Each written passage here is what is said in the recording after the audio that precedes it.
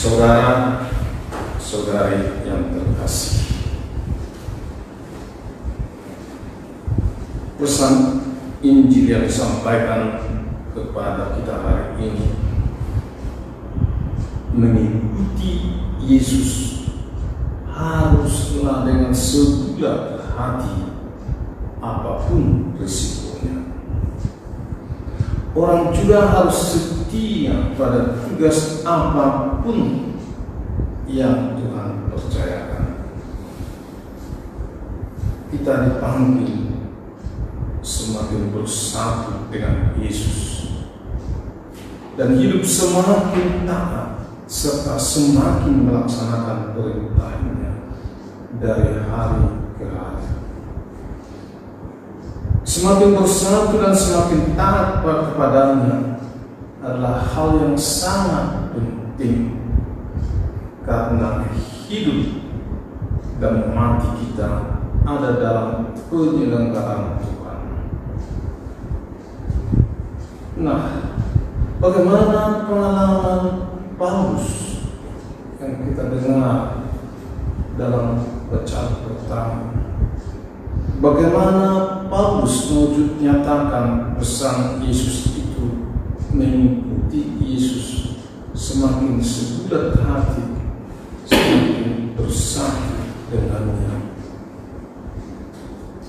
Paulus memang semakin bersatu dan taat kepada Tuhan yang telah bangkit. Paulus dipenjarakan di Roma karena ia naik banding dari Yerusalem ke Kekaisaran di Roma dan menunggu sampai Kaisar Roma memutuskan apa yang akan dia lakukan, apa yang akan dilakukan untuknya. Selama ia dipenjarakan, memang mata kita melihatnya seperti aneh, karena orang lain diizinkan mengunjungi dia.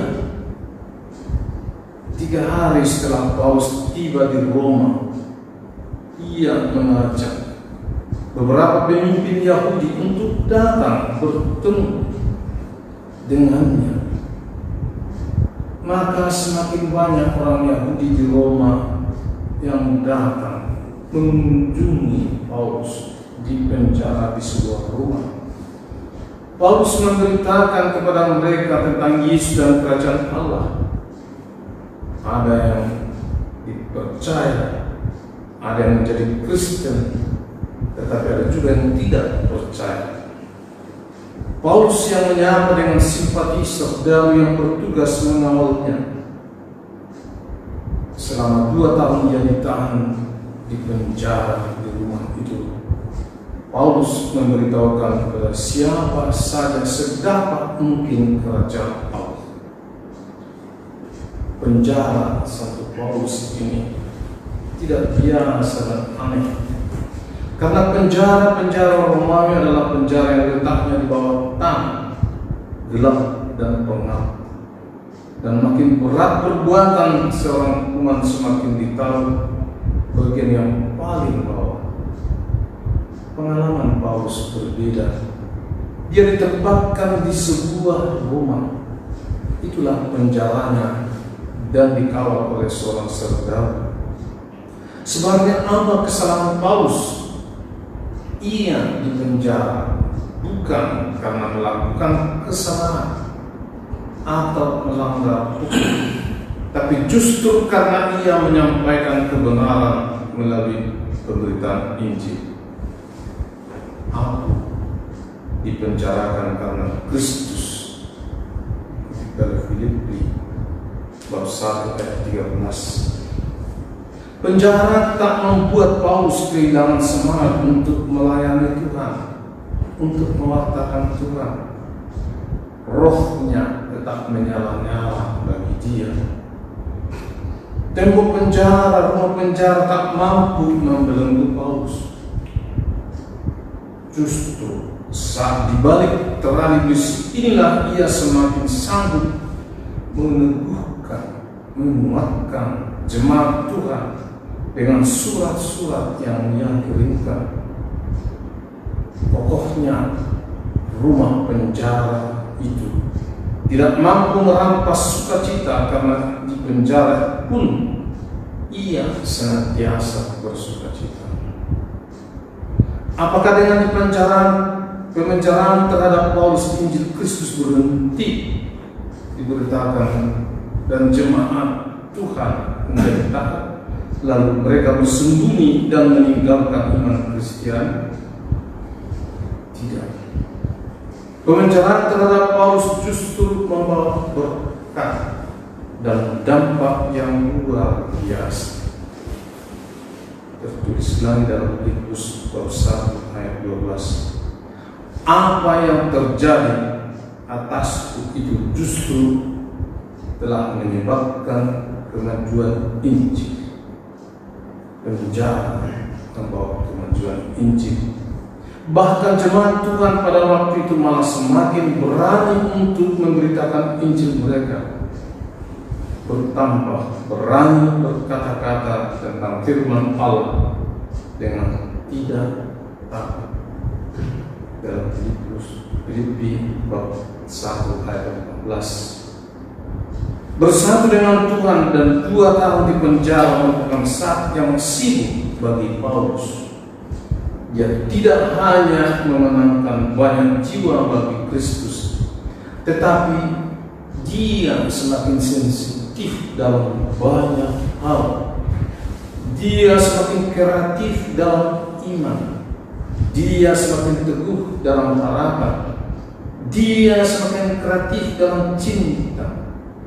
Semakin refleksif, semakin produktif. Meluangkan banyak waktu untuk menulis 4 surat yang kita tahu. Surat kepada jemaat Filipi, surat kepada jemaat Efesus, surat kepada jemaat Kolose, dan surat kepada Filemon. Itulah hasil refleksinya, hasil pertemuannya dengan Tuhannya di dalam penjara.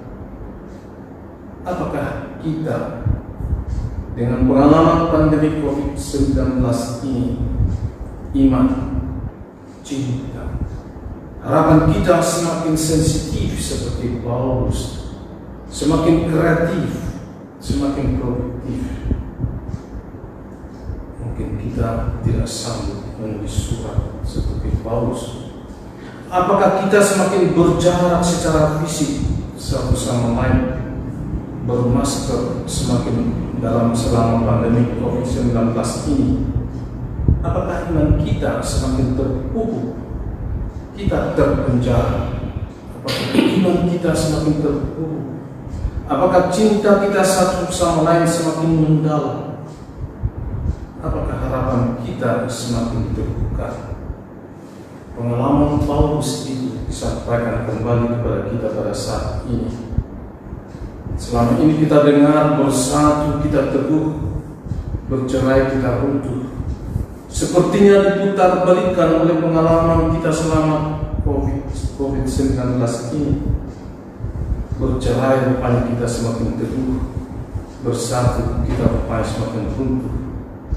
Mana hasilnya? Mana refleksi kita?